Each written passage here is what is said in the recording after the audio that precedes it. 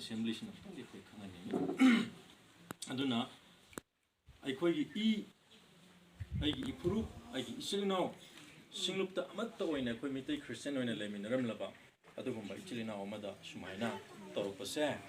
maitai gi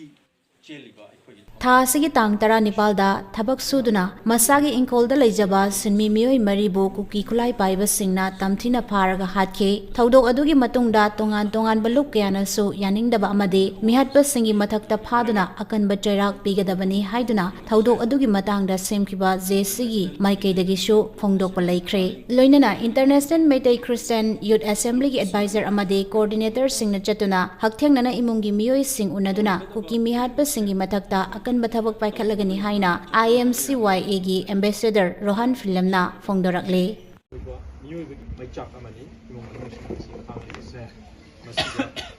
International Meitei Christian Youth Assembly na su imong manungi mapanda koi na kai su tawba ngamdaba orabasu imong manungi awaba da koi saruk yamina si haina koi tongan ba mafam singgi lakjabani Masi International Meitei Christian Youth Assembly gi advisors sing coordinators sing aduga leibiri chalinaw mayam amaga loinana ningthogong gi laibak thigraba thodokta leidraba koi chalinaw mari se koi visit tawjarubani aduga amna hena thamoi sokcharibadi mari dugi manungda anima mapa macha oiba aduga mapa macha sisu koi Christian chachaba Meitei oiba aduga ajiki koi gi mafam sida ahanba Meitei Christian singi marakta masi amani magi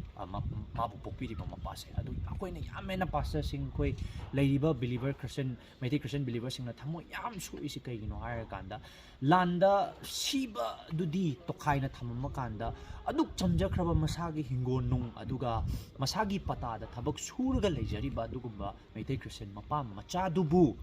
magi nupi duga ngang aduga lei manungi keno da mamang maktada kuki gi Christian singna la akanda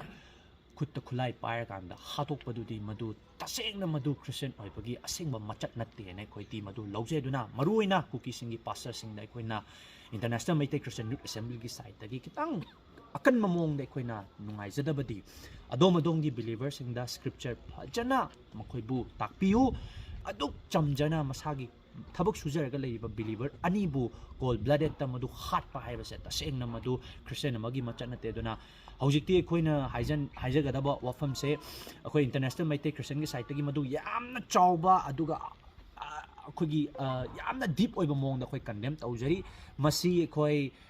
koi tumina khak koi International Meitei Christian Assembly na kashu tumina khak leiraroi masi gi matang je yoralabadi koi gi believers singda thawai mangba koi bu khulai paidran muksu koi bu hatpagi tupagi level yorabani na hojikti International Meitei Christian Youth Assembly na su madugi chapchaba pakhum kari karamba mong na piga doina haibadudi heyeng kona dum lebak myan na su tungkhangkani khoi na su tawba yaba effort sing adudi koi tawjegani haiba wafam si advisors sing adu coordinator sing gi mahut chenjara kanda ei thamjari